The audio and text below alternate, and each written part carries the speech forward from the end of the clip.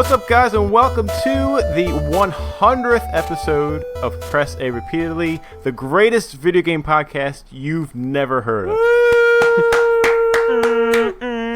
Hey, 100. Woo. Justin Thomasello here, as always, with Christopher Gold. What, everybody? And we are joined by three very special guests today. You know them, you love them. We got Nick Thomasello. Hey, everybody. Happy 100 PAR. We got Zul Edwards. Greetings. Yeah. All right. Woo. Greetings. How are you? And the latest and greatest version of Butch Caramano. So happy to be here. Boo. Dream come true. Butch 3.0. There's been very many iterations of me. But. Yeah.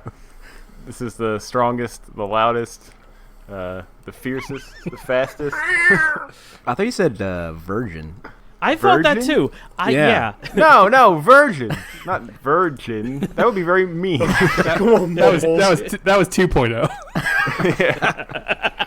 Yeah, that was like a month ago. Yep. Yep. Time for an upgrade. Yeah, all these knuckleheads are here to celebrate the 100th episode of Press A Repeatedly. I can't believe we're at this mark. I want to give a quick shout out, of course, to the other members of our crew and frequent guests, Louis, Elena, Dave, Matt, Will, Bill. We'd love to have everybody on, but we lack the fundage and the technology, of course. And they'll be on later episodes to celebrate as well. But yeah, welcome everybody. Thank you, everybody. Chris, can you freaking believe we made it this far? I can't believe we made it to 50, let alone 100. This is crazy to me. Like I don't think either of us have ever committed to a thing like this for so long that we got to 100 of anything. Like this is incredible. I was thinking that, earlier today, just like, I don't know, I was getting like this feeling of like, wow, we have worked so hard at this thing that has had very little payoff for any of us. Any smarter person would have stopped, 10 episodes in. But are we smart? Hell no. Yeah. But, it's fun, and it's just like a bunch of best friends talking about video games all the time, and like that's just what we love here, and it's there for you to listen to. Hell yeah. And you know what, I've said it jokingly at the end of every time we've recorded. I've always said, Justin, that was the best episode we've ever done. And you know what, sometimes it's true, many times it's not, but you know what, it still is fun, like it's always fun to just hop on, get everything all set up, and then we just literally, we shoot the shit about video games, and I have a blast every single time. So it may not be like, it's not going to have all the downloads, or it's not like a big money making thing or whatever, but it's fun, we're just not enjoying a small ourselves. Wait, it's not? We're out then. Yeah, your check better not bounce, I swear to God. Don't catch that till next week. You know how often we hear that at work? It's hilarious. Call us before you cash that check. Yeah. I thought this was a food podcast anyway. What the hell am I doing here? Pears and regatta. I'd eat it. Munch. I definitely would. PAR. Paris and Regatta. Pear with a little regatta cheese is probably real good. Yeah, sounds good. That sounds great. Yeah, we should change. All right, we're going a different direction here. Pivot to food. Yeah, so what are we doing today for the 100th episode? Pretty much what we always do. We're just going to talk about games, what we've been playing. Pretty laid-back episode. We didn't want to do anything too crazy. We're still going to have the indie arcade a little bit later on, the creepy arcade, actually, that Chris has lined up for us. And then, of course, a little bit of a retrospective of, 100 episodes of PAR. It is quite the milestone. The golden anniversary is 100? I think so. I think that's no 50. way That's people 50. That's 50. Yeah. Has anybody ever been married for 100 years? Is that even possible? Yeah, but they're all dead. I'm looking it up on Uh, yeah, I guess. Yeah, well, that's true. Married for 100 Wait, years. till death do us part. So you're wrong. oh shit, yeah, that's right. Dumbass. Oh yeah, there's that loophole. 100 years is called a centennial. It doesn't even have. Centennial. It doesn't have anything associated with it. 75 years is palladium. Apparently, that's the highest one. Oh Like damn. palladium? Palladium is like the 75 What? year. 70 is platinum. Yeah, and 100 they just say is the centennial is blank. Now, if you can make it to 900 years, you can get the non-ancentennial. So you guys can keep Alright. reaching for that. Hashtag goals. I think the oldest person in the world is like 119 or something like that. So if they got married when they were 19. Well, their partner Well, would if have the- to still if be the- alive, too. Yeah, Oh, what? It still counts if one of them's marriage, dead, right? marriage ends when one of them dies. That's true. Death do us part. Yeah. yeah, That's what marriage is. That's It's a a great race to the observation, finish. Nick. Yeah, see? That's what marriage is. The race to the end. Are you single if your spouse died? Yes. Well, you're widowed. This is a video game podcast. I was about to say, what the You're fuck right, are we you're talking about? Old people fucking? I mean, I can talk about old people fucking all day, but we got business to take care of. All right, yes, you're Put the old people absolutely fucking on the right. back burner. Save that for later. With a nice bowl of pear and regatta. Coincidentally, we're also getting close to the end of the year. The game of the year is coming up. Oh, yeah. There's a ton of games, of course, coming out. At quarter 4 of the year, a couple episodes ago, we had our end of the year game onslaught of just kind of keeping track of everything. One of the biggest ones just recently was released last week. That is The Outer Worlds by Obsidian. It's one that all 5 of us are pretty deep into. How's it going for everybody?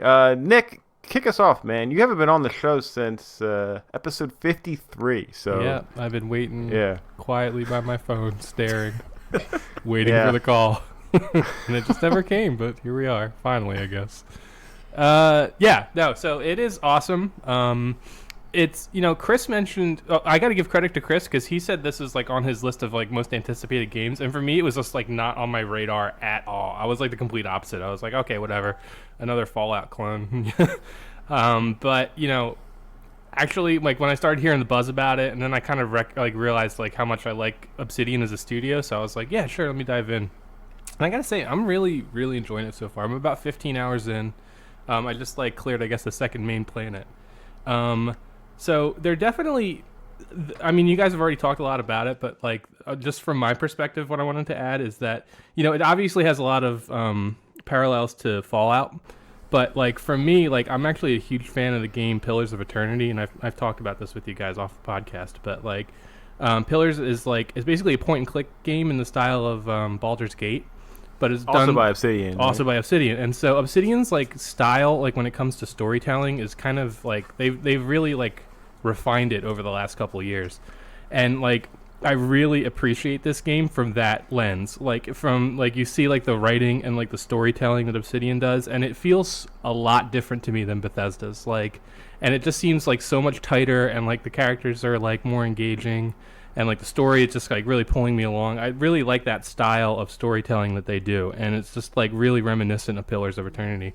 If you guys haven't played that, I really strongly recommend you go back and play that game because it's really, really wonderfully written. But yeah, I mean, I have a couple smaller complaints with it. I do think that some of the actual characters themselves aren't that interesting in terms of their development and everything. Yeah, I feel some of it's a little bit kind of boring at times, and I'm not a huge fan of the setting. I know the whole post capitalist kind of thing is it's interesting, but I don't know, it's just not holding my attention in the same way another setting would. But They kind of beat you over the head with it a little bit, right? yeah, I actually don't mind that too much that they beat you over the head with it because it's it's different enough, but it just the environmental art just kind of seems kind of the same. They kind of reuse assets in certain things, which is, I mean, that's every game, but it just I don't know, it's not unique enough for me to really hold my attention and be oh yeah, I can't wait to see what this next planet's gonna look like, because they all kind of I don't know.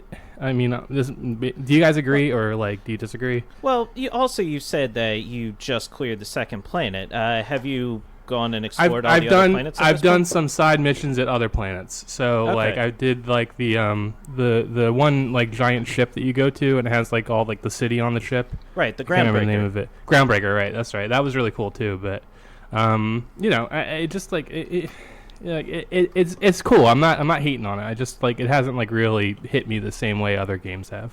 Yeah, that's fair. Definitely. I want to go back to what you said about the characters feeling a little flat, because I tend to agree with you for the most part. Especially with some of your companions, like Felix and Ellie. I kind of feel like you just kind of get them too fast or something, because I mean, from my playthrough so far, and again, you know, I'm about 15 hours in, same as you, but I don't really feel like too much for them. You just kind of meet them, and especially with Felix. You talk to him once, and then you talk to him again, and he's like a member of your crew. It's like, wow, that happened very fast. Mm-hmm. And I don't know, you don't really kind of grow with them. Now, Nyoka, I think, is a really interesting character, and you know, on Monarch, she's basically your guide to the planet, and you know, she's one of the best like warriors on the planet, and you have that cool quest when you have to go find like her fallen comrades and stuff. Like, I feel like you really get a cool relationship with her. So yeah, it's a bit unbalanced for me in that regard. In the back of my mind, I think they do that because they kind of expect you to do multiple playthroughs, I think. So like on one playthrough you may like really get to know some of the side characters, and then like if you go back, like you may play the game more with different side characters, and it may open things up, like different dialogue options and things. So and I think like they just kind of want to front load the characters real quick so you can have them throughout the rest of the game. Yeah, that's true. My complaint with the characters, especially with Felix, is a lot of tell, don't show. Like the first time you see him, he's just like, yeah, I punched my boss. It's like, why didn't we? Like, it's a game. Like, show us that he did that so we can see something about him. It's like you don't get to see him be cool. He just tells you that he's cool, and you just like have to believe him. Like that kind of style of like character development. It's always been. It's not. I don't want to say lazy, but it's just like, you know, it's a little lazy. Like, I want to see him do cool things. Yeah, that's fair. The dialogue's really good, but the interactions feel very stiff. And I know that kind of game is just kind of how it is, but it's kind of like awkward and jump cutty almost, is when like you're talking to somebody and then someone else talks, and then like it just shows them kind of like angled a little bit towards where that person would be standing. Like, I kind of wish there was a way. Well, first of all, personally, I wish there was a third-person view to this game, because I prefer to play in third person, but it's just not an option. It's definitely like a big. You can definitely feel that missing. You're like, man, I'm really like put this in third person. But I wish that when you're talking to multiple people, like maybe you could all see them at once or something, because like the cuts feel like a little. I mean, it's a small complaint, but like it's a little weird the way they kind of interact like that. Mm-hmm. See, for me personally, I like how much the companions are integrated and interwoven into the story more than they were in like previous games, say in the Fallout franchise. Like before, you would have companions and they were just with you, but you were always the one who, you were the leader of the group, naturally, because you're the player. So you would always interact with the different NPCs, and they would be the ones giving you quests, etc. And your companions never really had any input. I really like how this game, like not even just in the dialogue options, but it gives you a lot of customizability in terms of what the companions do, how they're interwoven with everything, the story and the gameplay. I like that they can interject sometimes in the dialogue options and say like, oh, you know, here's my opinion on this, or here's my opinion on that. And even in gameplay, you can command them, like in combat, hey, do this or do that, follow me. I feel like there's just a more of a focus, a spotlight shown on the actual companion characters, and I really appreciate that, because I feel like it gives it lets the characters be fleshed out a little bit more, and it also feels more realistic. I mean, it feels like, okay, we're actually a team here, and you're actually in command of them. Yeah, compared to Fallout, I mean, it's night and day, right? Like, I mean, like, and that's why I kind of like see it more from like the traditional like point and click RPGs more than I see it from the Fallout perspective. I mean, from the Bethesda Fallout perspective. Right. Zul, you weren't like a huge fan of the Bethesda Fallout games, right? But like, how do you feel? How do you compare this to like those games? I never really played any of them. I kind of played Fallout 4 and I just didn't like it, so I kind of stopped. Also, it was really glitchy. Kudos to them because there's like no bugs in this game. Yeah, which is, seriously. like, awesome. Oh yeah, no. Yeah, I don't really have a lot to compare it to, but I guess compared to like maybe like a Skyrim kind of game, I don't know. I mean, they're two different beasts. I kind of like how it's more story driven and like, you know, like not like it's just an open, huge sandbox and you can kind of do whatever. It's kind of like I kind of like the mission structure a little bit. It's like it's different, you know. It's a little refreshing, but yeah, I don't really have a lot to compare it to. But I like this game better than Fallout. Part of the team that worked on this game are the devs from the first 2 Fallout games. And Butch, you've recently played through both of those, so I wanted to know, do they compare at all to Outer Worlds, or you see any similarities there? A lot of the dialogue stuff, I would say, came over from the original Fallouts. Like I told you guys, you could literally beat the first 2 Fallouts without firing a single bullet. You can talk your way with a silver tongue through the entire game. And you can convince the final boss in Fallout 2 to kill itself. I mean, it's crazy. But they had those kind of open-ended dialogues, which is one big thing that a lot of people brought up about Fallout 4, was that it just could have took the dialogue trees out at the kneecaps. Like, they just weren't interesting anymore, like they used to be. And this game has a lot more choice to it. You could be a smartass. The one best one, I don't on the Groundbreaker, it's the what the hell's her name? Lydia. She is with the one trade outfit. What the hell's the name of the trade outfit? Space Flight or something? Yeah, Space Freighters. Sublight. Yep. Yeah. Oh yeah. She eventually. I mean, I don't want to spoil anything. This is just a silly side quest thing. She starts to feel like there's a conspiracy with aliens, and like it's just off the wall. And when she's trying to explain it to you, it's right after you do a certain mission and there's pigs involved, and she's just like saying something about how the pigs are like infected or something, and one of the options for dialogue was like oink oink silently. And I clicked that and my reputation plummeted. She hated me after I did that, but I just couldn't resist. I could just imagine somebody sitting there like The writing is genuinely like laugh out loud funny. it is, yeah. really there is, was parts of the good. game that have made me laugh just sitting alone. I sound like a maniac, probably. Yeah. But yeah, Very natural, and like, you know, it's sharp and smart alecky, and like, you know, it's stuff that you would think that like the star space hero would say in response to like some of these questions. Like they really nailed it. yeah, I like definitely. I like how it's funny and it's not like cringy, because it's very easy to be cringy and like overly sarcastic in these kind of games. Oh, they, yeah. like, they ride the line very, very nicely, I think. It sounds much more natural, like a natural Yeah. conversation, not forced or Right. Yep. cringy or over the top just for the sake of being over the top. Yeah. Yeah, and special shout out also to the voice actors. I mean, so far I haven't run into any characters so far with who've been voiced, and it hasn't come off as like bored or like lazy or flat. Like every character feels like they have a personality to them. Even when you first land on the Groundbreaker and you have to talk to the one guy who locks up your ship because there was some sort of problem with it, and he's just really sarcastic and like, oh yeah, blah, blah, blah, blah, blah. And like it just adds a lot of extra life to the experience. My favorite moment so far is like when you're on the planet and you have to like rescue this girl from like this room, and she's like, oh, I can't get out of this room, and like you can use your engineering skills to tell her to just lift the handle the other way, and she's like, oh, it's open. It's like a engineering 60 check or something. It's like ridiculous. It's like, yeah, did you try lifting the handle? What do you guys think of the combat and the gunplay, the selection of guns? I wouldn't say it's anything. A lot of this game I don't think is very unique, but I think it's done very well for the genre that they're going for. What do you guys think about that? I kind of wish there was the gunplay itself. I think is pretty good. The little time freeze element that they added to it, I think it's pretty cool. All that's good. I don't think they had a good selection of guns.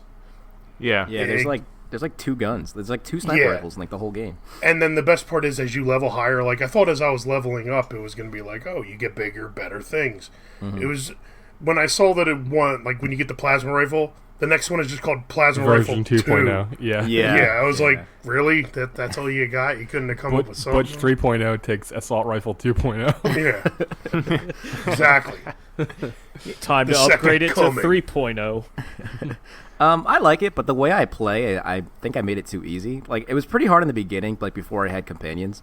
But then as soon as I got a companion, because I opted for like the long range like sniper kind of route, so I would just hang back and just pop people off, and then my companions would just go in and like clear everybody. Like I died a couple times in the beginning, but after a certain point, like it's just like it's so easy now. It's kind of like, Yeah. I Yeah. played the same style, and I was playing on hard. My companions die in 2 seconds flat, no matter what. Oh really? Yeah. Oh wow. Like they would just run in and die.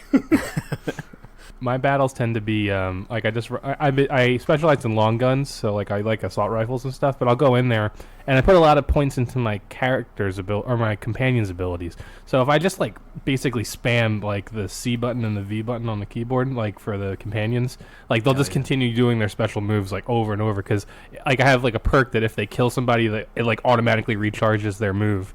Oh wow. So like you can just basically spam it nonstop, and it's like it's almost cheap because you just feel like you're just constantly like spamming it like over and over again. I do like that ad of the companion special moves. Yeah, and they're really like I was about to say they're like they're animated so like hilariously. Like some of them like Felix like runs in and does a drop kick. Drop and, kick, like, yeah. Oh, yeah, that's And great. And I then like Vigor Max, Sam's too. special move is when he just like jumps up in the air and falls on top of people. There's like funny dialogues sometimes. I remember I commanded Nyoka to attack, and she went to shreds. You say To From shreds? the- Oh yeah, I got that too. Who shreds, you say? Yeah. Yeah, it's definitely a lot of fun.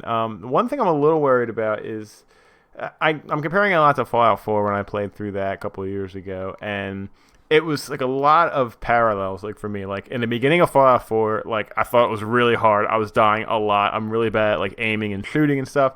Same thing was happening here. But then when I got some better guns and started to understand how the systems work and everything, like it all started to click for me like very quickly. And like I would say a good like 10 or 20 hours of like absolutely engrossed with the game. And then I hit a point where I was still having fun, but like things started to get a little bit more repetitive. Quests became kind of like fetch quests. Like I was seeing a lot of the same stuff.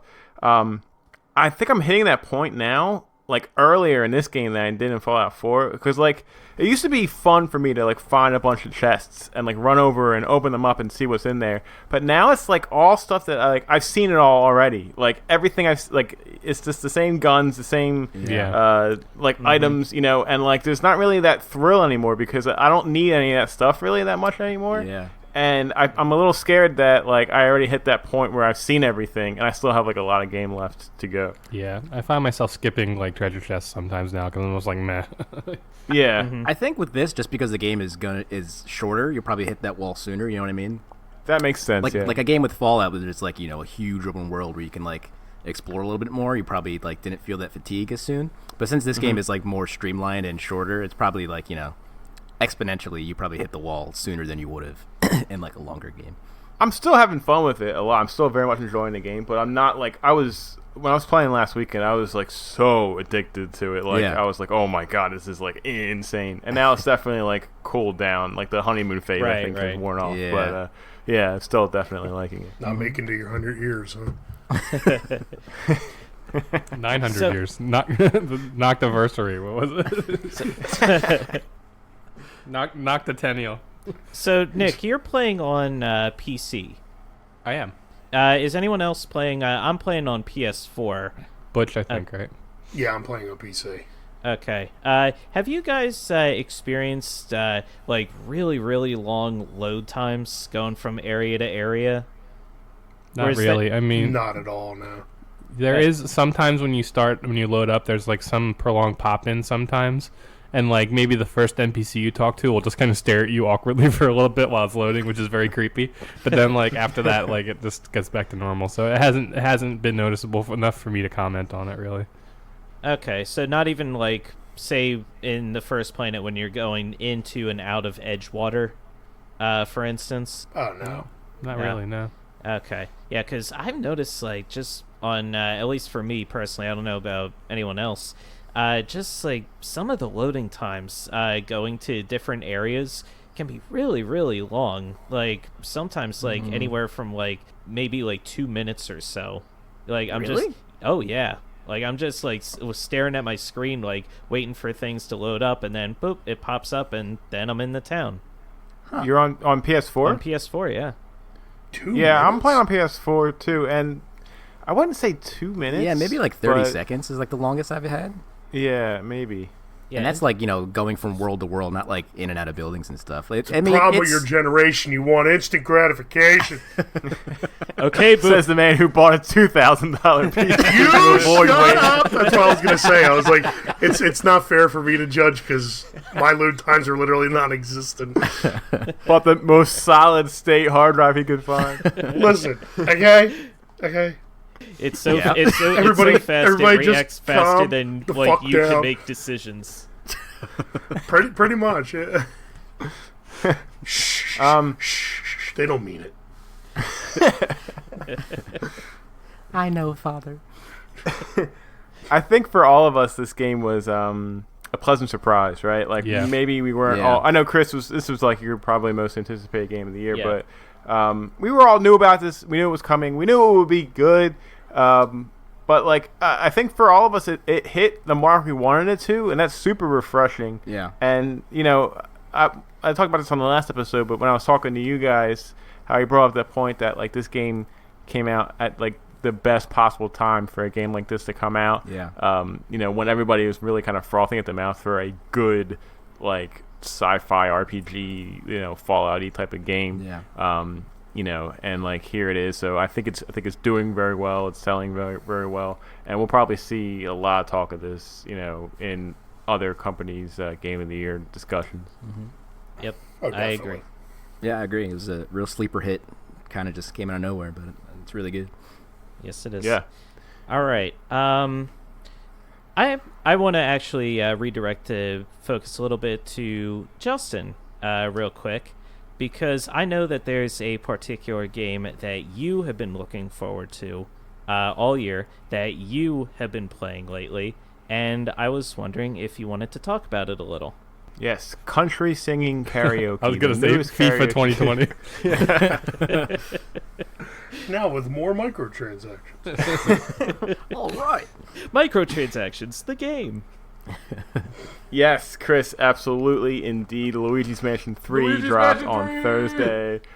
A game I literally have a mustache right now to celebrate the launch of Luigi's Mansion 3. Possibly the greatest video game character ever created has his own game. The year I like Luigi I like never how ends. you can't even say that without laughing. We can discuss that at a later date. Butch, you're playing this as well. Chris, you're playing this too, or Elena and Lewis are playing? Elena is playing it. In fact, she's Yeah. actually playing it as we speak. Oh, fantastic. Yes, Luigi's Mansion 3. It's awesome. It is stunning looking. The game absolutely shines. It looks fantastic on the Switch. Shocking, I think, everybody who got a chance to actually play it. When I popped it in and watched the original opening cutscene and everything, I couldn't believe how good it looks. You can literally see the threads of the stitching of the L on Luigi's hat. The facial animations and expressions are really well done. It's bursting with charm, so much so. There's a part early in the game, the story is Luigi gets a free pass to stay at this hotel. He invites Mario and Peach and some Toads to go with him, and the game starts with a Toad driving a bus with everybody in it, and the Toad can't see over the steering wheel. It's hysterical. But you get there and you actually start playing a little bit as everyone is getting set up into their rooms and everything, and you start off in the lobby and like everyone's kind of dispersed, and like Mario's over by a table with a bunch of like snacks, and he's like picking up a piece of cake, like about to eat it, and like Peach is like waiting by the stairs, and then there's 3 toads that are like trying to organize like Peach's like 12 pieces of luggage that she brought with her that are like all stacked up. I love when they do stuff like that. They like characterize them, you know. Like, give me more of that. Mm-hmm. I love it so much, and like the polish that's there, because like, you know, there's a like a happy like kind of overworld theme that's being played in the background, but when you walk over to Mario, the theme kind of shifts to like the Super Mario Bros. Theme, and then when you walk over to Peach, it changes to like Peach's Castle theme, and then when you walk over to like the Toads, it changes to like another like Mario Bros. Theme. So it's like little like stuff that's just kind of hidden throughout the game like that. It's just like really just adds so much polish to the game. It's really like the presentation is phenomenal.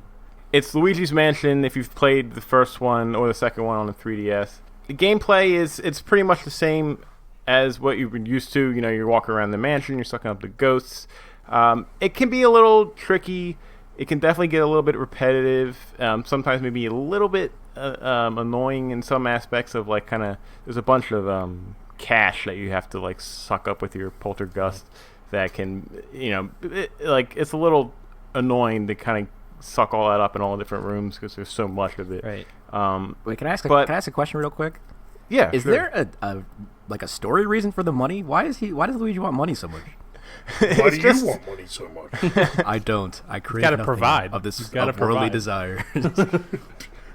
I don't know if they ever directly address it, but all 3 of Luigi's Mansions have that. It's kind of like coins in Super Mario Bros. It's just like Just something the to currency collect. that's in the house. Now, in a gameplay sense, I know you get a better rating at the end of the game based on how much money you have. And in Luigi's Mansion 3, there's actually a shop you can unlock later to buy some items with the money that you find in the hotel. Gotcha. But as to why there's like wads of $100 bills and like a toilet, I don't know. Okay. But you know, I just didn't know if it was there. like explained or not. Like, Yeah. get all the monies and you can, you know, make the ghosts suck your dick or something. I don't know. He's not a businessman. He's a businessman. Jay-Z. There's some small nuances that take a little getting used to. The controls are a little strange in the beginning because the display of the game basically is like almost like a diorama setup where you don't control the camera at all. You're kind of just seeing No room to inverted room. controls, right? Like, are you Yeah. kidding me? Like, Yeah. I haven't Okay. bought it yet. Yes. Because I of that texted, reason. No I inverted texted controls. Justin the moment I got the game open and played it.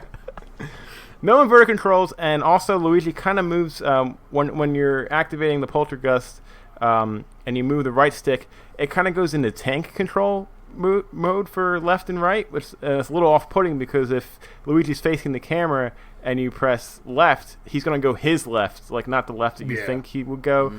So it's a little tricky. There's some small different controller configurations you can set. You can also use the gyroscope in the controller to aim up and down to suck with the vacuum, which sounds a little weird, but actually works, I think, a little bit better than using the joystick, just for how fast you can move it and aim it. It's not ideal, but I think it works with the layout of the game and of the puzzles because there are certain things that are hidden in each room that if you had full control of the camera would kind of take away like the difficulty in trying to uncover some of that stuff. Like if you could just pan the camera around a corner and see, oh, there's a secret thing that I have to pull, like, you know, that would just be too easy. Whereas, you know, this game has some clever mechanics where you would walk into a room and you see a mirror, but like in the mirror is a grate that Luigi can walk through or something like on that you wouldn't see because it's like underneath where the camera is shooting, so you have to use like the reflection in the mirror to see what's actually there. So like there's some clever puzzle stuff that they kind of play pretty well with the camera angle there. I've kind of been watching Elena play the game for a bit, and she's up to the last I checked, she was up to the 7th floor, I believe. And I've been watching a lot of the different areas she's been going through, some of the puzzles and some of the boss fights that she's had to go through. And I gotta say, like, they look very, like, for this game, they look tough. Is that kind of your experience with it, or do you find that as like a product of the controls? What's your take on that? Some of the boss, I guess, ghost fights that you have to come across require you to do some moves pretty rapidly in a short amount of. You have a short window basically to like get to their weak spot basically to be able to suck them in, and because of the static camera and the little bit awkward control scheme, it can make that battle a little bit tougher than it has to be. But again, I think it's something that you kind of can learn the more you play. Right. But yeah, you're totally right. A lot of those boss fights and everything, they're all very unique, and they each have different ways to basically get to that weak point to be able to weaken the ghost. And some of the puzzles and stuff are actually a little bit tricky and kind of take you a minute to figure out what you're supposed to do. Professor Egad can chime in. You have the virtual Boo, right? It's like the virtual boy. It's like your communication gateway to Professor Gad when he's in the lab. And it's funny. There's a good dialogue bit when he first gives it to you, where he's like, "Yeah, we invented this like virtual machine that it displays everything in red, and it's gonna sell millions." But yeah, he'll pop in and give you hints, which I thought was a little bit too handholdy because I'm at a puzzle and like a minute goes by, I haven't figured it out yet, and he pops up with a hint. I'm like, all right, I don't want that. But thankfully, there's an option to turn those hints off. And if you ever need to, if you're stuck, you can go into your virtual Boo and talk to him directly, like manually that way, to figure it out. But yeah, a lot of the puzzles, the way they set it up with Luigi, where basically you're making a clone of Luigi just out of goo, and you kind of control both independently. And there's puzzles where you have to like kind of put Luigi in a certain position and have him like aim his poltergust and like suck on this one fan to spin it around, and then you press like R3 to go back to regular Luigi, and then he can aim his poltergust at another fan, and once both fans are spinning, a door will open. Like it's really clever puzzle design like that I think works pretty well with both of those characters. I just want to mention about Egad a couple things. First, when I was watching Elena play, and I'm sure this was probably just at the beginning because he was setting up like tutorials or whatever, but when you were exploring as Luigi, when you're exploring like the first and second floors of the hotel, Egad is extremely pushy. Like if you take any time at all to like, oh, let me explore this room, let me see what's here or there, he's chiming in constantly like, hey, what are you doing? We need to get a move on. You need to bring me the thing, come on, let's go. And it's like constant. It's like, oh, dude, shut up. Let me explore. Yeah. Let me do my thing. That's also part of those like hints that you can turn off to stop that from happening. Yeah, and secondly, and this one is just a weird observation, and this might just be weird to me specifically. When you see a close-up of him talking, now Egad talks in like that type of language, right? Yabba, yabba. Yeah, that gibberish. Like, you would think when he's talking like that, you see his mouth would just, like, open and close, and then, like, you see the words underneath. But if you watch his lips, like, his lips form the actual sounds that he's making. So he's like, and you'll see his mouth form that exact thing that I just said, which suggests to me that he's actually speaking all language. Real language, yeah. Like, all language. It's not I think we're onto pure something. gibberish. So, Wow. Like, I noticed that. I was like, that's weird. Like, why does he talk like that? Why does... Like, They hired a His language linguist to invent a language for Egad. How does Luigi understand him? I guess he speaks. So Egad. therefore, yeah, they must speak the same He's- language, right? yeah. No, but clearly Mario speaks and Luigi speak English, right? Because they're like, good night, They're bilingual. good night. yeah, of course. Yeah. Then where did they learn it? I'm glad you brought that up, Chris, because that's another part of the charm I wanted to add was and just how good the game looks is like the facial animations for Luigi are fucking fantastic. Oh, Like, yeah. when he's freaked out, bet, like yeah. he looks like he's about to fill his pants with shit. Like it is so good. Like he just like he like goes completely like rigid and like his teeth are chattering, and he like runs across like the you kind of like almost lose control of him a little bit because he's so scared. Like it's so good. And when you press the dedicated Mario call button, you know, like that was like originally in the first game as well. Like the different ways he says Mario, like his mouth like will like just very vividly. They do have a Mario call button. I heard they didn't. Yeah, no, they do. Oh, Yeah, that's awesome. the D-pad. Yeah. His mouth like is so perfectly animated to how he's saying Mario, and like you know he's still like scary, he's like Mario, and like it's just over centrally animated and looks so good. I really want to play it. Yeah, the animation overall in this game is just mwah, it's top notch. Like not even just the facial animations, just watching Luigi like creep room to room, or when he enters a new room for the first time, how he like looks around real quick and he's like real scared. Like they really sell how scary and how scared Luigi is in this situation. This is done by Next Level Games. This is the same studio that did Punch Out for the Wii. No, those guys are the best animators in the business, I think. Yeah, they just really nail it. Is so there's multiplayer in it, right? Is there like is there online co-op, or is it like is it all like I'm not couch sure. co-op? I haven't. Because you can do like a Luigi thing, right? Where you're just playing the single player Yeah, so you mode. can play the single player mode at co-op and have someone be Luigi. But there's also like the screen share room or something like that when it's like 8 Luigis. 100 Luigis drop onto an island. Luigi Royale. Yeah. Yeah, I haven't tried them yet, but yeah, there's a few different multiplayer modes that are packed into the game as well. Butch, what are your thoughts on it so far? I don't know, I'm not that far into it. EGAD has been annoying me. I'll have to turn that button off. They're the selector Yeah, definitely off. do that. The music is another thing that is just incredible. Yeah, Justin so good. sent me the EGAD theme, and it's like this smooth jazz, like with like these like amazing like guitar solos and like a real band performing it. Like it's so good. Like I listened to it a couple times. The score for this game is amazing. And like the parts where you're doing like discovering things, it almost sounds like an old cop drama with a lot of like deep bass. Like, oh yeah. Did you make it to the one ghost who's a security guard yet? I don't think so. I'm about to get EGAD's briefcase. Oh, okay, like, you're really close then. I'm like literally in the beginning of the game, pretty much. No. I won't spoil it, but the music for that scene is fantastic. You'll love it. Yeah, the frame rate, fucking Nintendo. It's not bad. It's 30 frames. And I know I'm the only stickler for this crap, but I just know it felt a little chunky when I first started because I just wasn't used to the controls. But now it's seamless. I can't even tell. And the animations, like you guys said, are beautiful.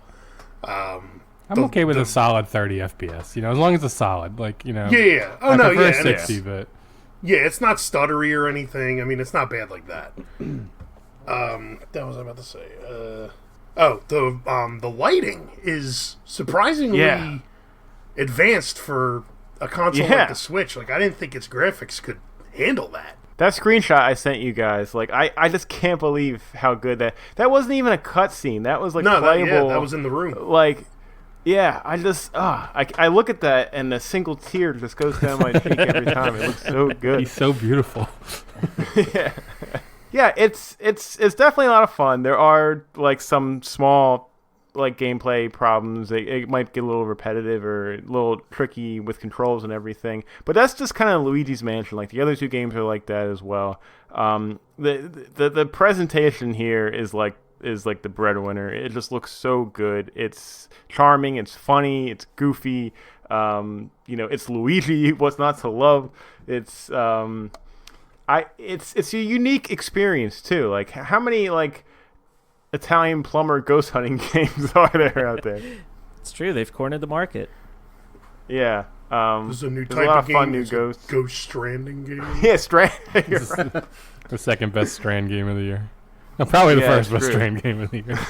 Yeah, really. Let's be honest. Heyo. Yeah. I think it's a game every Switch owner should have. If you don't want to pay for it up front, eventually, I know with Nintendo it takes forever, but when it does go on sale, you should pick it up because it's a unique experience with a lot of polish, and it's just fun and charming, and you should really check it out. Or just steal it from your local game store. That's the PAR way. I am not advocating for theft. Luigi says it's okay.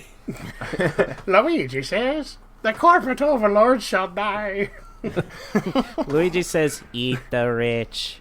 Well, he's the 1%. He just inherited a mansion and a hotel, and like he's No. Oh, that's why I wanted to talk about this game. The very first thing, and I texted you about this, these bastards deserve everything they get.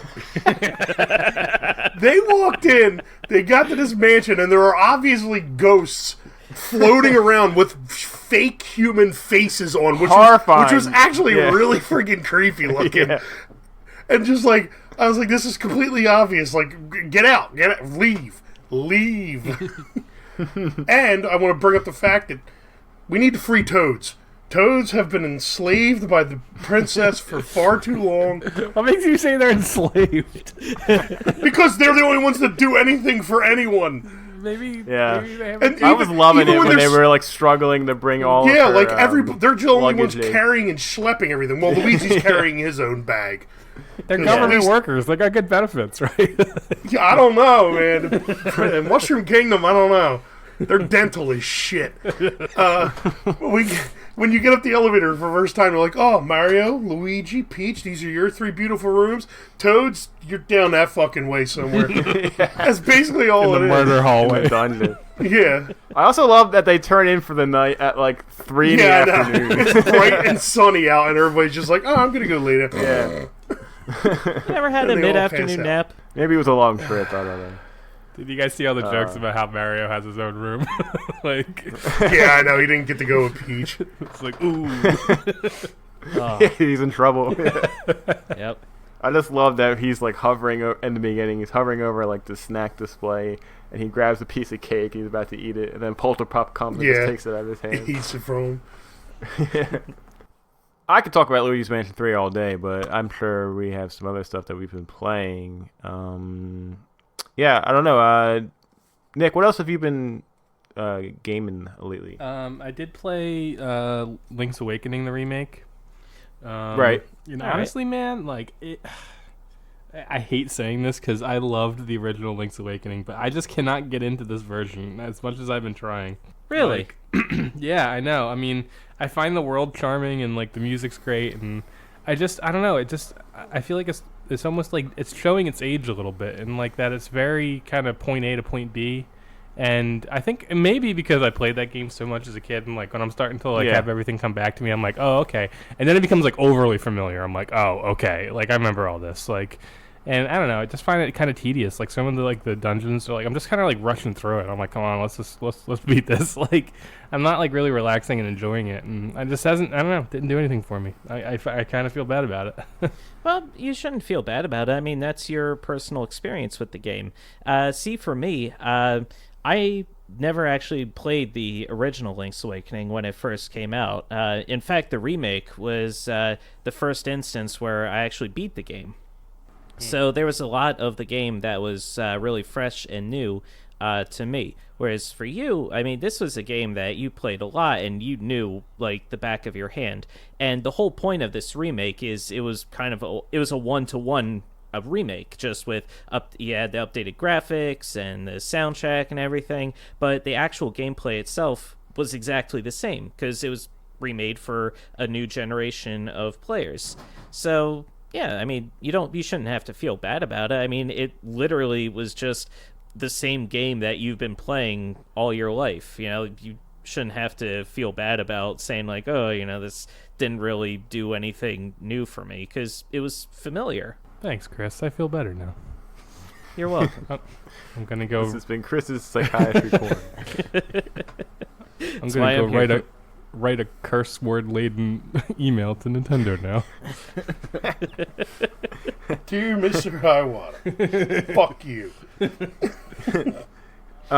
Yeah, Nick, you had said that to me a couple weeks ago, and I was like, he's crazy. And then when I was playing it some more, I was like, I actually see a lot where you're coming from, and yeah, I also kind of have been feeling like I've been rushing through it and just wanting to get it over with. I think personally, a lot of it got soured for me when I had to deal with freaking Eagle's Tower, Dungeon 7.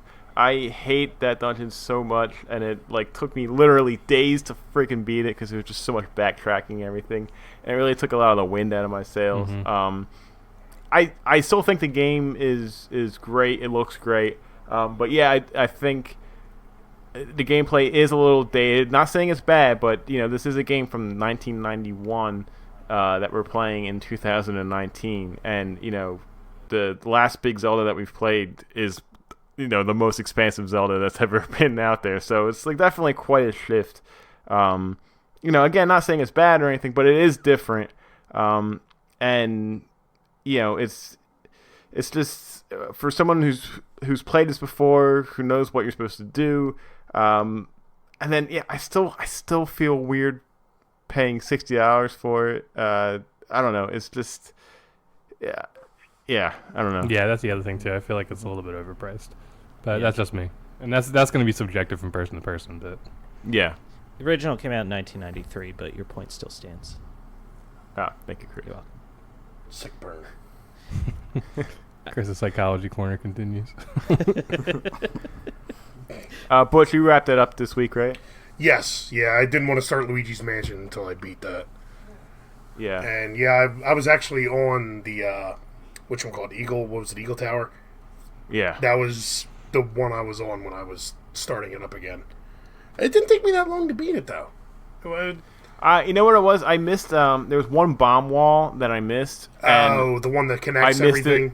Yeah, yeah, that'll screw you. It screwed me for like an hour or more than that, actually. Yeah, like it just. And that dungeon's so annoying because there's so much backtracking, and you gotta hit the switches to get back from room to room, and like you gotta drop from different floors, and it was just frustrating. I did like it, but I agree with you guys. It's just, it is what it is. It's from a bygone era, and it was still good, but I was kind of over it by the end of it. That's why I kind of like rushed through the last two dungeons. Yeah, it's a great game. I think if we were like Chris, where this was our first time playing it, we would have different opinions to it. Yeah.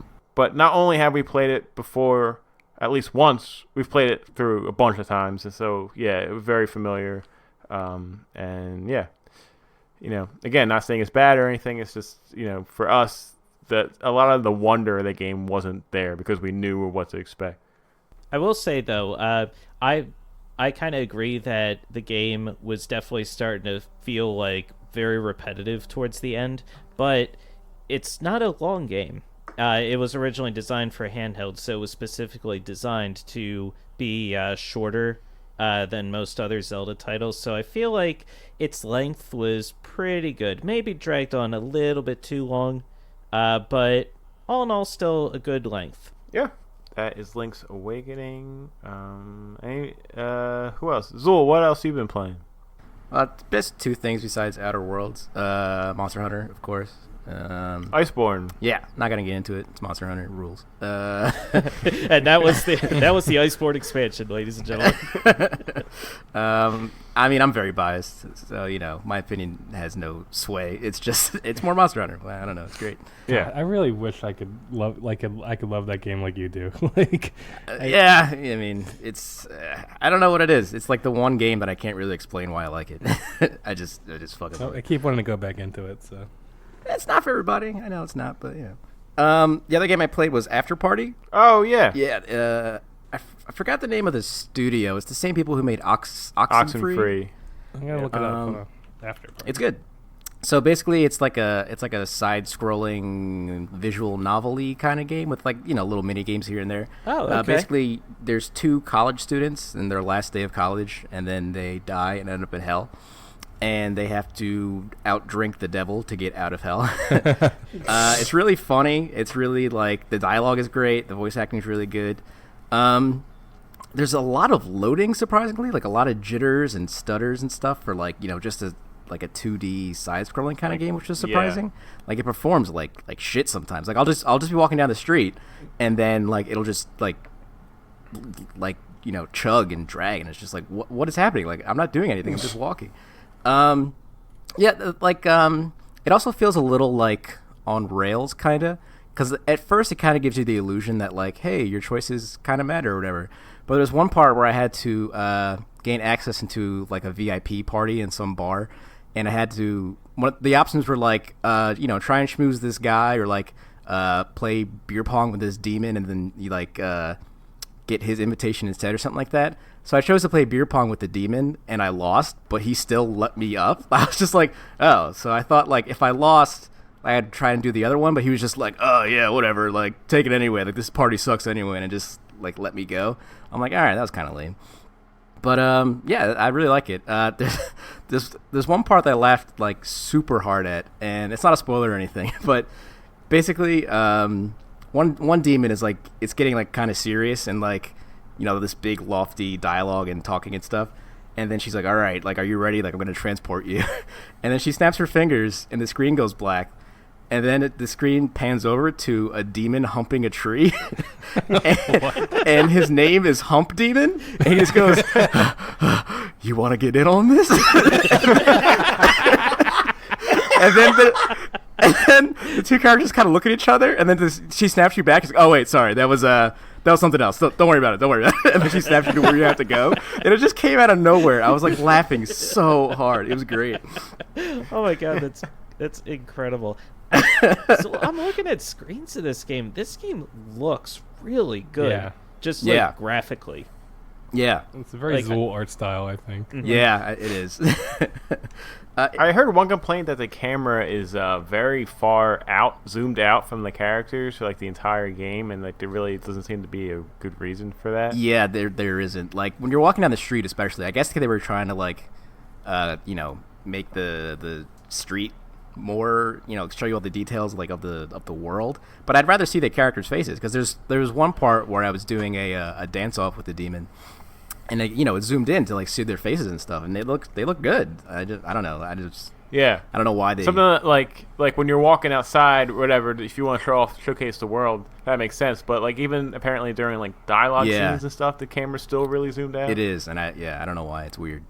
But I think I'm almost at the end. It's not super long. I've only been playing like I think like 5 or 6 hours, I want to say, and I think I'm about ready to challenge the devil to the drinking contest.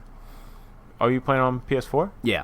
But yeah, that's good. Cool. Other than that, Monster Hunter and Outer Worlds. And that's all she wrote. Butch, what else have you been working on? Oh, Borderlands more, but nothing really new to say there. Just loot grinding. Yeah. And yeah, I think that's about it. I haven't had that much time. Yeah, it's definitely been busy for everybody. Anybody else got anything they want to talk about?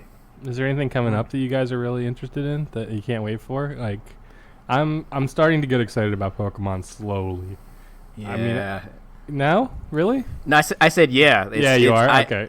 At first, I was like, fuck this. I don't want to play Yeah. Pokemon anymore. Mm-hmm. And the more and more I think about it, I'm just like, The whims of Zul throughout the year is just so great. It's like, fuck this game, worst shit ever. I will not buy this game. And then like 2 weeks later, I can't wait. I mean, it's 100% true. It's fine. I admire And Amanda. we're all guilty of it, right? I do the same shit. But I was just like, just because when I kept hearing like the lame stuff about it, like the curry thing, I was just like, Oh my this is so God. dumb. Like, I Don't, give a don't fuck shit about on the this. curry thing, okay? That's like The curry's the number dumb. one most requested feature for this game. The curry's so dumb. Next to the fashion that you can change your character's look, so I do like the fashion, but I don't like the curry. It's not bad game. It's bad advertising. The they Fire really Emblem have had done the a same horrible thing. job. They really They highlight stupid features Yeah. that, like, yeah, I'm glad there's new features in the game. And, okay, show off it for, like, 2 minutes, not a half an hour. Like, it's just... Yeah. Although, I've heard this, and it literally broke my heart. Apparently, there's no Psyduck in this version. Like, Oh, no. oh my god, right to the chest, Pokemon. Yeah. That's I heard 50% of the Pokemon Right, but will it's not so be in this. arbitrary. Like they got fucking, I don't know, some stupid Growlithe or shit, or I don't know. Yeah. hey, And then Wow. they cut out. Who else did they cut out? They cut out somebody else too. They cut out a ton. Yeah. I Yeah, don't know. Yeah. but big name, like famous, like more Yeah. famously. Well, Pokemon. I think Bulbasaur and Squirtle aren't going to be in it. Oh wow. Yeah. I think the OG 150 should be in every goddamn game, and then like cut out the other generations, like split them in They're half. being whatever, bold. but- I'll accept it, but you know, Yeah. So there were a bunch of Psyduck was a duck too far. there was a bunch of leaks, and they showed a bunch of the Pokemon, and man, some of them look cool, and I'm looking forward to them. But ooh boy, some of the other ones they're just like just scraping the bottom of the barrel. Yeah, I saw some of them. You saw those, Chris? Yeah, Oh, they're not great. Toilet paper, Mom. I mean, it might as well be. Yeah, Dingleberry. Here's a sheep. It's just Hey, I like the sheep. The sheep's cool. The sheep's cool. I'm not hating on the sheep, but I mean, it's not anything, you know. As long as I get to play as Surfetched, I'll be all right. Oh, yeah, fucking he, awesome. He pulls it together. Yeah, the evolution we didn't know we wanted. We all did. he just looks so. Also, they like, brought back Fat regal. Pikachu. You saw that, right? Yeah. Oh, it looks like a potato again. I love it. He looks like the potato he was always meant to be. The art style looks so good. I just tweeted today. I was like, I can't wait to explore the world because, like, you know, they have like these little charming like English buildings and countryside, and it just looks so it does look great. beautiful. Like, I can't wait. And the music is kind of like European-esque too. There's Really? one trailer I saw that had like bagpipes in it, and I'm like, all right, that's pretty sick. Yeah. I'm looking forward to. I'm also hearing very good things about Ring Fit Adventure for the Switch. Believe it or not. Oh, is that exercise game? Yeah, so I've been going to the gym pretty regularly and stuff, and you know, from what I've heard, it's a really good exercise. Like, you feel a lot of burn and stuff, but also a pretty good gameplay element that has like a story adventure mode, and like, you know, you fight the bosses by like, you know, doing the exercises and stuff. But like, it's not just like Wii Fit where it's like, okay, you're doing like yoga now and stuff. Like, they've actually built like a game around it that's pretty fun, and like, you know, the ring accessory is really well made and everything. Yeah, it just sounds kind of like a fun thing to try out. It's a little pricey at $80, but you know, I guess you're getting that ring with it too. I don't know if I'll get it, but I definitely find myself having a lot more interest in this that I didn't think that I normally would have. It's wild to me that Nintendo hasn't done like another like Wii Fit since like the original. I know they made like another like Wii Fit like for I think they made another one for the Wii. It was like a sequel or something. But the fact that they've never done anything with that franchise, like, until now, it's just crazy to me. Because, like, everybody was into that. Like, remember that? Like, it just literally everybody was doing Wii Fit. That was huge. And, like, I just, like, how could they just sit on that just, like, for years until they came out with this? I am upset there is no Wii Fit trainer in this, it looks like. It looks like there's some other person that's not Wii Fit trainer, and that upsets me. Also, did you guys see the sexy dragon that is, like, basically taking over Twitter now from that game? No. Like, Nintendo just tweeted this picture of this, like, dragon character from that game, and he's just, like, laying on his side, like, sexily, like, with his leg out, and there's definitely, like, a dragon bulge there. Like, Oh god. and everybody, Hell yeah. god, it has unleashed demons, like, on the Dragon internet. Bulge Z. They know of course. they know exactly what they're doing, too. Oh yeah, the ever horny internet. Here. Let's not forget Luigi's bulge from Mario Tennis. Yo, that guy is. I mean, I had forgotten the it Polt- until you That's the reminded me Polter just now. thrust right We all, there. we all secretly knew, right? Oh, come on, he's mild mannered. Wait, His brother, Yeah, wait. Overshadowed, his bro. brother hates him for. They say the problem was there. Mario's overcompensating. Yeah, we talked The about problem this. is they pissed in the same toilet when they were kids, and he looked over. Luigi's dong was hanging in the friggin' water, and Mario got all pissed. Is that what happened? Luigi, what the fuck? The dragon's name is Drago, by the way. Dragaux. Is the picture it says he's working out comfortably and he's wearing like a unitard? Yeah, exactly. This is very horny. 1000%. It's like off the scale. Oh my god, yeah. Dragon sex sells. They know exactly what they're doing with that guy. Just the deadpan. Oh yeah, this is very horny. Somebody get the hentai writers on the line, because it's coming. We got Star Wars: The Fallen Order coming out. Yeah, That game actually looks pretty Yeah, sweet. that I haven't seen that, anything like, about that yet. I've kind of come around on that. Like at first I saw it and I was like, oh, it looks like a lot of different action adventure games and all that. Like it doesn't look like it's really breaking the mold or anything. But then I realized I like those kinds of games. Yeah, what the hell? Not every game has to be like groundbreaking or something that's never been done before. And this one it's got Star Wars. It's Star Wars. It's been a very long time since there was a solid like AAA linear style adventure game, and it's been an even longer time when there's been a solid linear Star Wars related AAA game. Yeah. So I think this is going to hit at a very good time. Especially after like Battlefront fiasco and everything with Star Wars. Like this is the next major Star Wars game since that. God of War last year was more on a linear side and did very well. And from what I'm hearing, the lightsaber combat in this game is done very, very well and is very fun and engaging. So, I think this might be, this might be a very popular game for EA and maybe help them kind of dig themselves out of the mud a little bit. All the like the previews and people who like got the game early, they say it's kind of like God of War, but it's actually kind of close to Dark Souls combat, like a lot of parrying and like predicting your opponent's moves, not just like straight up button mashy kind of stuff. Which that sounds awesome. That actually sounds badass. Yeah. Yep. When's that come out? Same day as Pokemon. Same day as Pokemon. Yeah. Oh, really? Interesting. Yep. Oh yeah, that's going to be a busy day in the pop culture world. Oh yes. Special. Yeah. Oh God. Like the Pokemon two biggest and Star franchises Wars. of all time. Oh my God. Yeah. Same That's day. insane. Special shout out to Death Stranding, which is coming out November 8th. And based on all the reviews that are coming out so far, the best based on all the reviews, game of the year. I saw someone summarize it up on Twitter, and I thought it was perfect. Death Stranding is a game that reviewers are like, oh, I love this game with all my heart, but I can't possibly recommend that anybody play it. Yep, it looks like really art housey shit. That's what it looks like. That's fine. I like art housey shit, but I don't know if I'll like this game. But Yeah.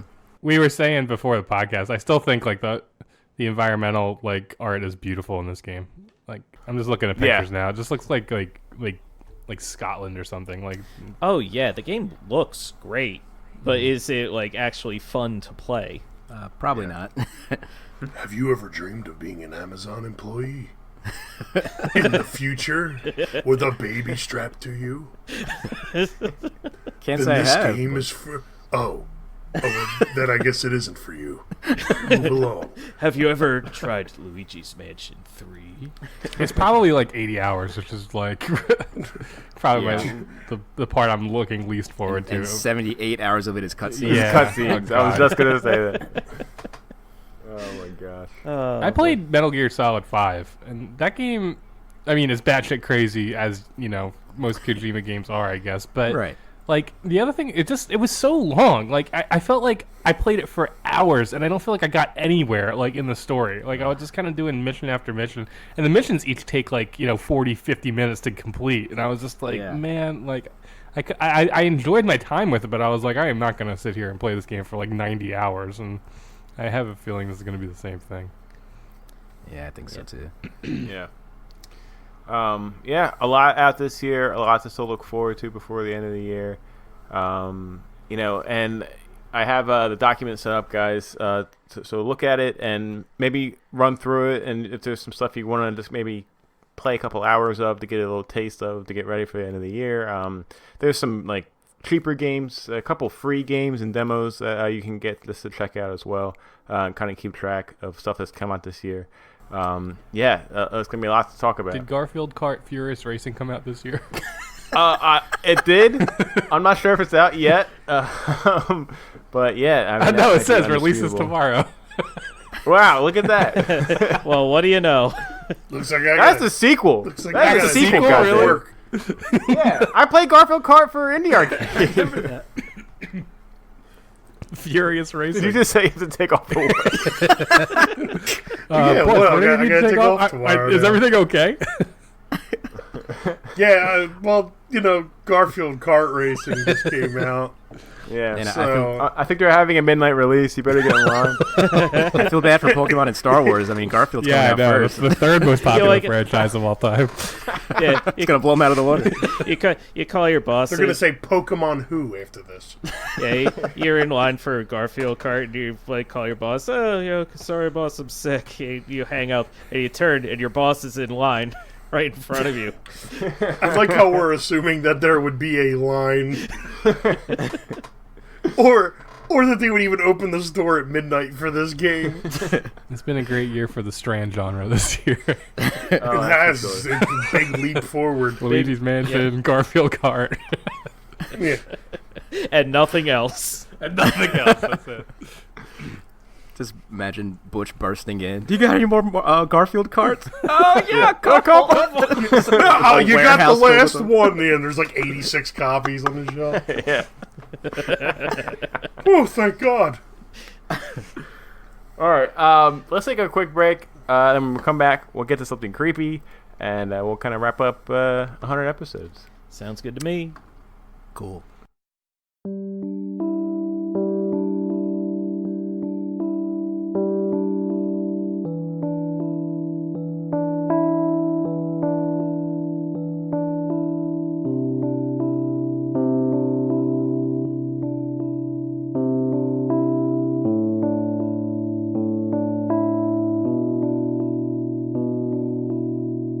I Say Repeatedly is, of course, a podcast about video games, and while our show will officially kick off next week, we wanted to record a bit of an introduction, if you will, and let you guys know what we're all about. Chris and I don't work in the industry or for any form of video game journalism sites. We are who you are. We're people who grew up playing video games and met friends and formed hobbies and interests through our passion of video games. Personally, my oldest video game memory started playing the NES with my brother. Grew on from there. Chris, what about you?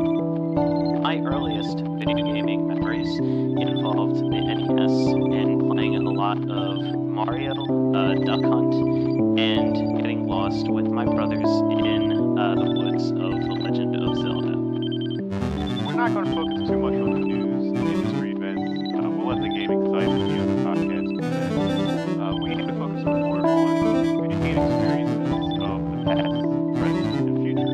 Games we love to play, are currently playing, or look forward to playing. What are some of your best gaming stories, or some of your best gaming memories, things of that nature.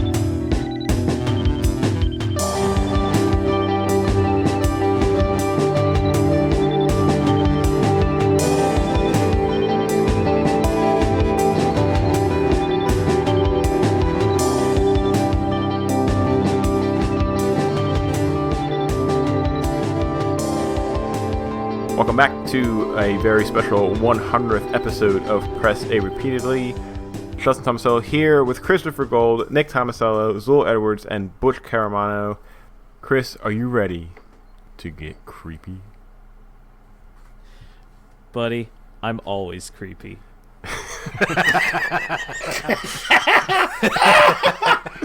Wow, you said that, not the guy with the mustache currently. Ugh. Literal chills up my spine. That's right, it is time for the Creepy Arcade.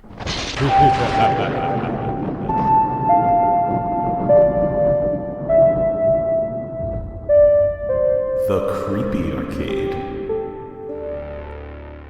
If you remember, last week I assigned Chris the game Mr. Hop's Playhouse to play and be horrified while he was doing so. Chris, tell us about it. Whew, okay. So, Mr. Hop's Playhouse is one of the more relaxing experiences I've ever had playing a video game. So, the game starts out. It's a very pixelated game. It got pixel art style, but it kind of goes for a more realistic approach. Like Justin, when you played Faith, it was 8-bit and all the characters were very blocky. This one tries to go for a little bit more realism, but it's all still like pixelated. And you are Ruby. You are a young girl. You're like 10, 11 years old, something like that. And you have been recently gifted a toy rabbit named Mr. Hop. And Mr. Hop is a little creepy. He just has a weird look about him. And he's supposed to represent, when we were kids, we always, I mean, the game says we all had that one toy that really creeped us out. I never had a toy that really creeped me out because I would just get rid of that toy. I'd be like, nope, no, I don't want to deal with this toy anymore. It's done. But Ruby is made of tougher stuff than I am, which is going to become apparent the longer I go on. But, so Ruby has Mr. Hop, and Mr. Hop is creepy. Okay, whatever. Ruby goes to bed one night, and then she hears a bump in the night. And you think, okay, all right. The whole conceit of the game is that the creepy toy is actually dangerous and creepy. And it's like, okay, whatever. So your first task is you have to go into your parents' room. Now, the game is all controlled side-scrolly, right? And as you move along, Ruby has left her toys scattered along the floor. And if you step on any of the toys, they are going to make a noise. They're going to squeak, they're going to honk, whatever. And it's a very loud, piercing noise. Now, at the start, this isn't a problem. But then you jump over the toys, and it's you avoid them. You jump over them, there's a run button, and your first task is go to your parents' room, because you're creeped out, you're scared, so you want to go see your mom and dad. So, okay. Make your way to the parents' room, open the door, and there's their bed, coated in blood. Literally soaked in blood. It's all over the walls. Your mom and dad are fucking dead. Oh my god. And now the music kicks in, and it's like that like real nursery rhymey, and it's got like this deep bass behind it. And guess what? Mr. Hop is now active, and he's looking for you. F this. Buddy, let me fucking tell you. All right? So now, at this point, the game tells you, get out of the house. So I said, you got it. Objective. Yep, no arguments here. So the game is all two-dimensional. You're walking back and forth. There's a wall in the background. As long as you're in front of a wall, then you're safe from Mr. Hop. Mr. Hop cannot get you. But there's a lot of doorways that are carved out in the wall. And if you walk in front of those doors and you alert Mr. Hop and Mr. Hop catches you, he's gonna catch you. And it's freaking terrifying every time it happens, because all right, so this music is playing. Never forget the music is playing, and it's like that nursery rhymey type bullshit. And also you hear Mr. Hop like growling the entire time and breathing deeply, and you're like, okay, all right, this isn't great. So you make your way to the door. Guess what? It's locked. Of course it's locked. So now you have to find a key to get out of there. But the key, like, it's a very short game. Does anyone here mind if I spoil the experience? I don't think any of us. I've already seen it, so no. All right. So you find the key. The key leads you down into the basement, because of course it does. Now, luckily, the basement, believe it or not, is a safe area. Like, Mr. Hop briefly flashes in the background as you walk past, but that's just to scare you. He's not actually down there for most part of the game. And you find a tape. And here, it's like a cassette tape. And there are 6 of these tapes that you have to find. And these tapes explain the kind of the backstory and the background of how Mr. Hop came to be in your possession. Here, your grandmother, Esther, she was getting very old and very sick, and she was starting to kind of lose her mind a little bit. And your parents, the ones who made the tapes, they got concerned for her and they put her in a home. And Ruby, Esther decided to make Mr. Hop all by herself for Ruby. Now, everyone is creeped out by Mr. Hop, who is a rabbit-looking doll. He's got like very large bulging eyes, buck teeth. He's not wearing a shirt, but he's wearing jeans. And Sounds hot. And I'd fuck him. and I think he has a red bow tie. Oh, yep. Yeah. Definitely hot. Oh man, you're gonna regret that. You're gonna regret that bang. So, as you're going along, Mr. Hop. Now, Mr. Hop, he starts out. He's a tiny little stuffed animal. Okay, how bad can he be? As you're exploring the house, trying to find the tapes and figure out what exactly is going on here, Mr. Hop walks back and forth across the doors, and he is fucking gigantic. Like, he literally fills the entire door frame from top to bottom as he's walking back and forth. And what's really clever about the game, though, you really do have to play the game while wearing headphones, which I did. And you can hear him moving and his breathing moving from the right side of your ear to the left as he's moving from right to left and vice versa. So if you're at a doorway and you hear him breathing, and also you hear his footsteps, which are really heavy, it's like boom, boom, boom, boom as he's stepping. You can hear him coming and you can say, okay, I'm going to wait a little bit. And then you'll actually see him coming, and he'll walk past, and you'll hear him kind of drift off into the distance, off to the right, and you'll say, okay, now I can go. So you'll run, and you'll jump, and you'll accidentally step on some of the toys, and they'll squeak. And that's when Mr. Hop comes sprinting in, like he's a friggin' T-1000. And you have to run, like, literally run, just outside of the door frame. As long as you are outside of the door frame, he cannot get you. But if you are in that door frame, even a smidge, all of a sudden the screen just changes and he just boom pops up in a jump scare, and he's like, bah! And you see fangs like grow out of his mouth, and yeah, then it's game over. And I gotta tell you, you don't get used to it. you never quite get used to when he jumps out to scare you like that. Oh, man. Because here's the thing, too. When you get the first tape and you say, okay, you've got the first tape, and you see Mr. Hop, he's walking along, blah, blah, blah, blah, blah, and he jumps out, and his pose is he's got his arms out and, like, claw shapes, and he's, like, roaring at you. Like, he roars, by the way. And he'll scare you. You get, like, the second and the third tapes, and you'll notice little differences. Like, Mr. Hop no longer has eyes. And then Mr. Hop's lack of eyes are bleeding like a blackness from them down his face as he's walking back and forth.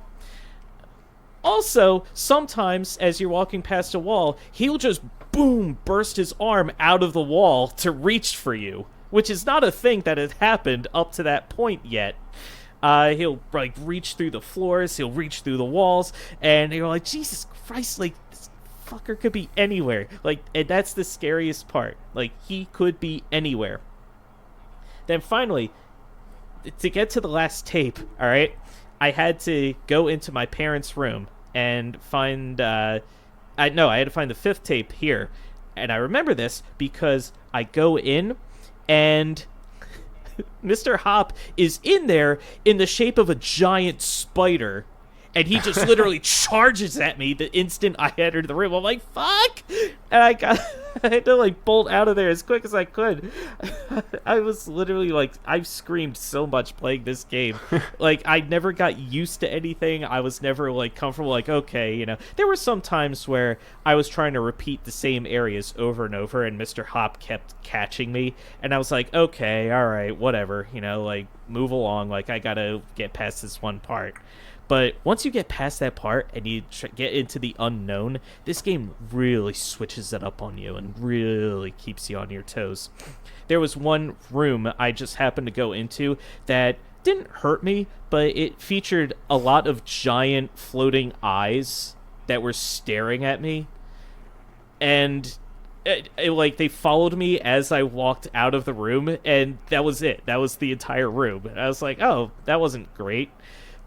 Then there was one wall where the grandma's name was Esther, right? So after you find the tape that explains that Esther made Mr. Hop, written on the wall is a message that says, Esther looked into the flames of hell and she saw me.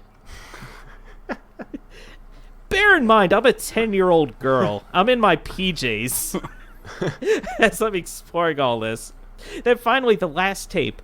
The last tape says, all right, things have been getting really weird. We're very uncomfortable. So we have, at least we're safe. We never told Ruby about this, but we actually have a gun stashed in the safe. Wow. And, in case there's ever, anything going wrong, we have that for protection. I just hope we never have to use it. Then the screen comes back and it says, task, find the gun. And I was like, what? So, yes, eventually I unlock the safe and I pull out the gun. So you're a 10-year-old girl in her pajamas, now armed with a gun. Now armed and dangerous with a handgun. So, and then the task is find Mr. Hop. Obliterate target. And at this point, the music is gone. It is completely silent. The only thing you hear is, Ruby's footsteps as she's wandering the house. She occasionally steps on her toys, but it doesn't matter anymore because Mr. Hop isn't going to come out at you at this point.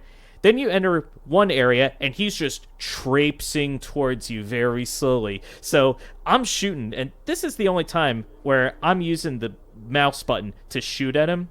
The whole game was controlled with the keyboard. Now I'm actually using the mouse to shoot at him. So that took a little getting used to. You have to reload and wait for the gun to recharge a little bit before you can fire. You can't just spam bam, bam, bam, bam, bam. And eventually, he gets right up to you, and you shoot him one last time, and he collapses into a pile of blackness. And of course, that's not it. He's not gone forever. So now it says, leave the house. I'm like, okay, cool. So I make my way to the entrance, and there's my grandma. My grandma is just sitting there, and she's like, oh, Ruby, it's so good to see you. And you're like, Grandma? But I thought you were dead. Then this giant claw comes out, grabs Esther, and she starts screaming, and you see Mr. Hop's giant face filling up the whole room, and you just hear, you hear a voice say, play with me, Ruby. And then he starts chasing you, and I'm like, fuck! And I'm sprinting as fast as I can. And he is, his hand is coming closer and closer, and I have to jump. Occasionally there's a giant shadow hand that I have to shoot and get out of the way. And finally, I make it to the front door, and I burst through, and there's the cops. They heard gunshots, and so they came to investigate. And that's the end of the game. So they come in, and they get me, and they make sure I'm okay, and they explore the house, and all they find is a little stuffed rabbit toy. And that was Mr. Hop. Now, this game has multiple endings. That ending that I just described is the main ending, the escape artist ending. The first good ending. Yes. The other ending that I had was, I actually, when I first found my parents, I made my way back to my bed, and it actually gave me the option to go back to bed. So I was like, sure, why not? So I got back into bed, and there's a little game over screen that popped up where it said, Ruby thought this was all just a bad dream and went back to sleep. That was probably a big mistake. And you see Ruby laying in bed as Mr. Hop's giant face is looking down at her. Oh God. And I'm like, oh, okay. So that was the second of 3 endings. The other ending I didn't get. I actually looked up the fact that it existed. Is apparently it's called a fire starter ending, where you can apparently light the house on fire and burn the house down along with Mr. Hop, and you can also escape that way. I don't know how there is an option to burn everything down, but if there was that option, I would have gladly taken it. Well, you did it, man. You played it to completion. I did. The game scared the crap out of me. It was it was fun. It was actually pretty well done. There were, like, in terms of mechanics and everything else, the game did a really, really great job in creeping me out. There were no issues with the controls. It felt good. All in all, it was a solid experience. I am never, ever going to play this game ever again for the rest of my life. I'd like to thank Butch for the assist on assigning Chris that game. Thanks a fucking lot, Butch. Hey, you grew as a person. Okay, all right. He's not wrong. That's my story, and I'm sticking to it. All right, so that was Mr. Hop's Playhouse. It wasn't much of a playhouse, but it was fun for someone. So now, at this point, we are out of the creepy arcade. We are back to the regular, good old-fashioned indie arcade. Thank goodness. Yes, which means that, Justin, it is now time for me to assign you a video game for you to play to your heart's delight. And to your heart's delight, I think this game will be. Earlier this year, I had given you Ape Out to play. Now, I know that you don't really have a thing for monkeys. You hate them. This but is true. I figured you enjoyed playing Ape Out a lot, so I figured maybe we could kind of break that ice a little bit more with another game that features a monkey as its central protagonist. So this game is on itch.io. Oh boy. Apparently, The mark of the beast. apparently, it's also on Android, if the description is to be believed. Now, Justin, I'm giving you the game link right now over the chat. But I beg you, please, to let me read the entire description. It's a long description, but I think it's worth reading the entire thing. Okay. Your indie arcade game for this week is Mad Monkey. I'm looking it up. Mad Monkey on itch.io. Alright, so again, the description is very long, but... Mad or bad? Sorry. Mad. M-A-D. Oh god, this looks horrible. So- I just wanted to be sure. He put So- a link in the Skype. I put the link in the chat. So here's the description. Adventure games is probably the most common theme when it comes to make adventure experience games. Itch.io App Store is full of adventure monkey games, but it's still hard to find a good free monkey game for Android to live the real adventure with it. Isn't it, String? But it's not the case. But it's not the case for you today. Welcome to Mad Monkey. So be ready for an awesome game experience. Monkey Adventure Games has a classic in adventure gameplay with stunning and clean graphics and sounds. Why are you still reading this and wasting your time? It's time to stop reading and start downloading this free monkey adventure. Oh, you want some more details about it? Here you go then. How to play Mad Monkey. It's simple to play, but hard to master. You have to be a good player to master it. Tap one time for one jump, get coins, and tap in top right to pause. That's all. Feature of Mad Monkey. Amazing and clean graphics. Simple and user-friendly controls. Clean and height quality sounds. Optimized for all Android devices, including tabs. And my favorite feature, Google Plus sign-in and leaderboard available. So you have to hit the top of the leaderboards. Oh my god. So are you ready to hit the game and live the adventure? It's a perfect and a must-have, this adventure game. If you're bored with playing regular adventure games, just download Mad Monkey and start your own adventure. Have fun. Oh my god. Yeah, I guess the graphics are clean. It's a word I would never use to describe graphics. Yeah, this has got to be on mobile. It looks like a freaking... I already downloaded it on Amazon. Alright. Google. I mean, like the 3-star clear screenshot is like... That is the typical mobile game, like... stage clear screenshot thing. Oh my god. Yep. Oh boy. Well, isn't it string? Isn't it string? Well, isn't it? What was that word supposed to be? Oh my god. It's a good It's another question. Strand game, right? Oh yeah, of course. Yeah, it's the third Strand game to be released this year. Social strands, the social strand Social system of look, he's crossing a bridge. Clearly, this is in the strand genre. We all need to download this. I haven't downloaded already, so. I'm getting it. Oh my god. Because I guarantee we can all... It can't be that popular. We can all be on the... I promise you we will be.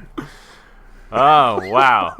Wow. Okay, I am not looking forward to that garbage, but such is the cross I shall bear. Oh, wow. Yeah. Mad How do you Monkey. find this shit? He's got a unique skill. Yeah. It's one of my special talents. Oh, well, we are back at it. 100 episodes, and Indie Arcade is never any easier. Nope, never. That's probably why I think for me it's my favorite segment. Yeah, absolutely. This is it, guys. 100 episodes. Thank you all so much for being on, and of course everyone's contributions to the podcast over the past 3 years that we've been doing this thing. Nick, of course, with all the great music. Butch and Zul just for being on, and just everything. Like, I mean, the PAR team of you guys is always just something special and fun. Makes this thing more fun to do. I don't know, just anything stand out to you guys from the past 3 years of Press A repeatedly? I think when Pigman was benched, that might have been the funniest episode. Oh yeah. Despite pitching like a perfect game. I still cannot believe that actually happened. Yeah, that was pretty unbelievable. I mean, Chris playing Life of Black Tiger will always be a highlight. Yeah, that's. I was probably gonna get mine. The sheer misery of that. I still, you never saw me play Tale of Palmy. That's the one. Me and Zul were talking about the other day. I Yeah. still think that was a worse experience than Life of Black Tiger. Because Life of Black Tiger, yeah, fucking sucked to play. But Tale of Palmy was just a glitchy, abhorrent mess. There's no positives to take from that experience whatsoever. Absolutely none. Rabby Ribby was definitely uncomfortable. That It was uncomfortable. Uncomfortable. It's a great word to describe it. that just came out on the Switch too. If anyone's interested, go Did it for really? it. Do you Yeah. recommend it? For your 24-hour anniversary stream, I told you. Yeah. I still think My Horse Prince tops pretty much anything. That was a game I wanted to progress in, and it was just so hard to do because the mechanics are so stupid and frustrating and annoying and ridiculous. Yeah. And I'll never forget playing that on the train and the guy just looking over his shoulder and seeing me play it and just looking away. Don't judge, asshole. No, he could judge.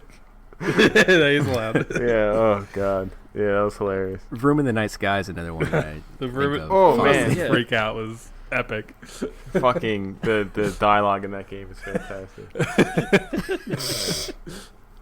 I made it pretty far in that game, considering. Oh man. Room in the sky. I gave you that as a direct result of Life of Black Tiger. Yep. Yes, you did. Yeah, we were both holding on to that one for a special occasion. You're like, Yeah. Justin, you're playing Room with a nice guy. He's like, no. I remember because leading up to that was a bunch of like, maybe I'll were give you threatening room to with do this guy, it. like joking, like Yeah, maybe I'll give you Room in the Night Sky. Then after Life of Black Tiger, I was like, yeah, you're getting Room in the Night Sky. Oh, fucking Drug Wars was a atrocious fucking that game.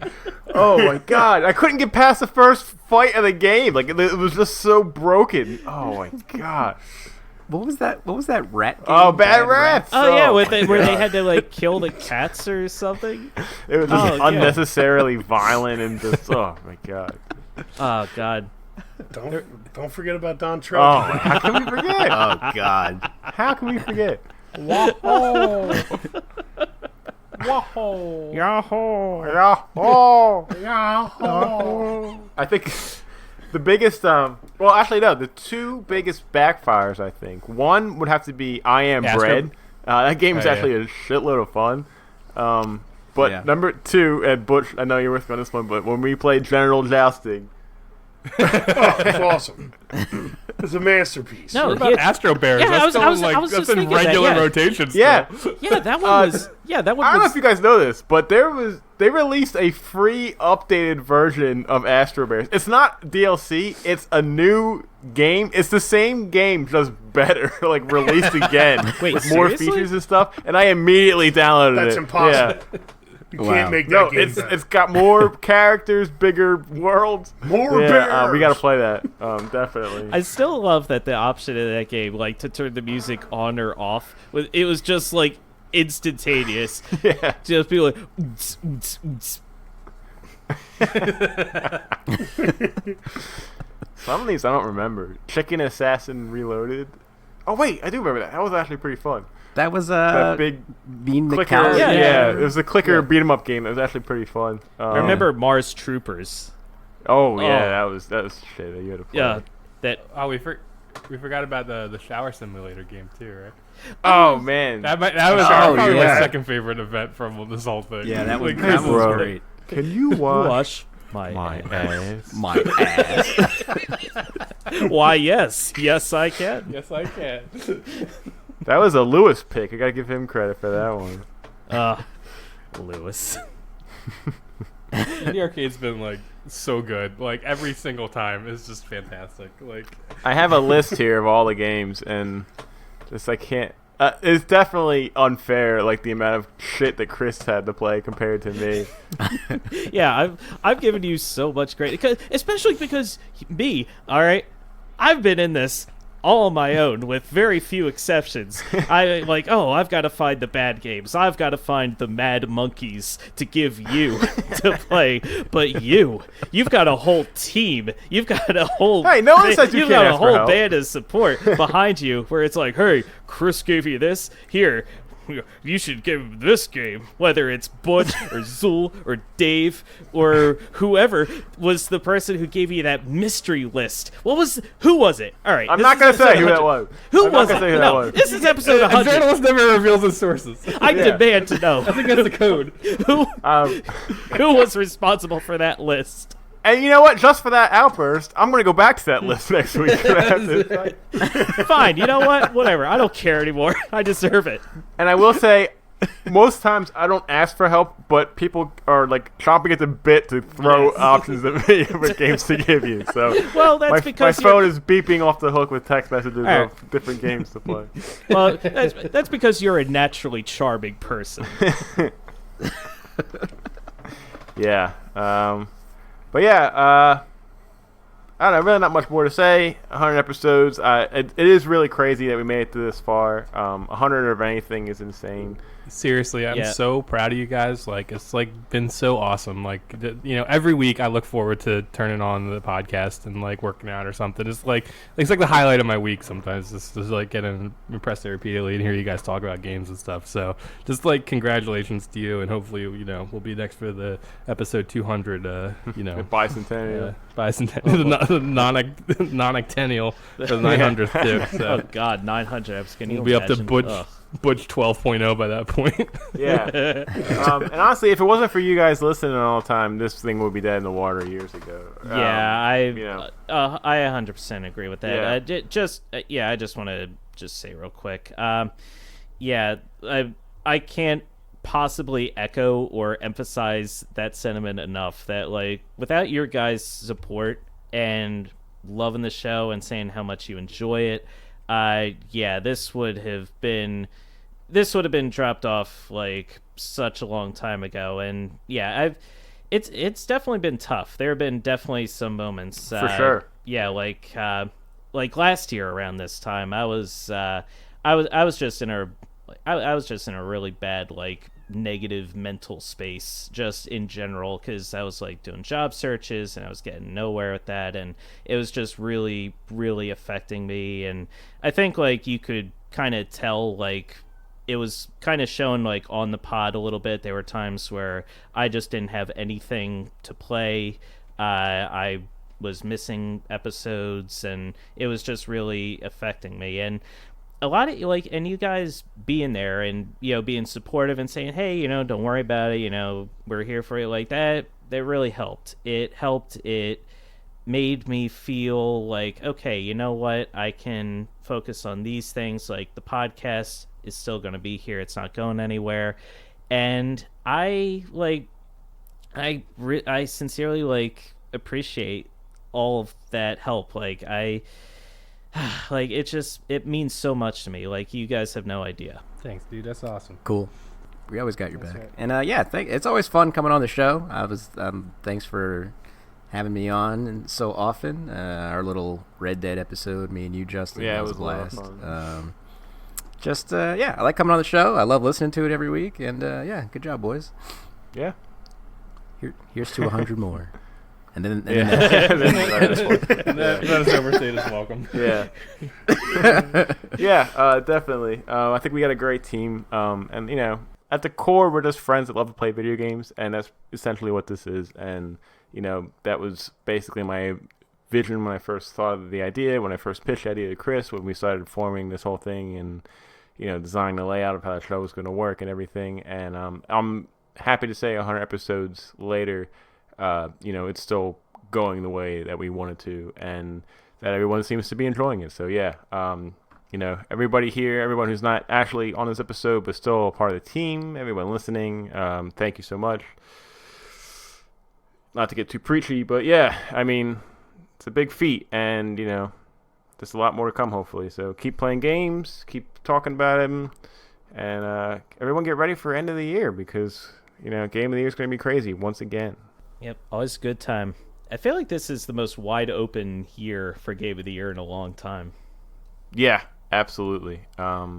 There's not really like one big game I think that came out this year that everybody could like kind of gravitate towards as the clear winner. I think you see that a lot at the end of console life cycles too, right? Like before the next big thing, but yeah, we will see. Yep. Thank you, Nick. Thank you, Zul. Thank you, Butch. Thank you, everybody else, the rest of the team. And that's going to be a wrap for this week. Remember, Press A repeatedly posts new episodes Tuesdays on Apple Podcasts, Google Play, Podbean, YouTube, and Spotify. If you like what you hear, please take a moment to rate and review the show or tell your friends about us. It helps other people find the podcast and will really help us grow. And thank you to all who have rated, reviewed, and subscribed so far. We love you. You can follow us on our Facebook page or on Twitter and Instagram. We are at PAR_podcast. I'm at cgold113. Justin is at oaf7724. Nick is at GenjiGlove. And Zul and Butch can be reached by Smoke Signal.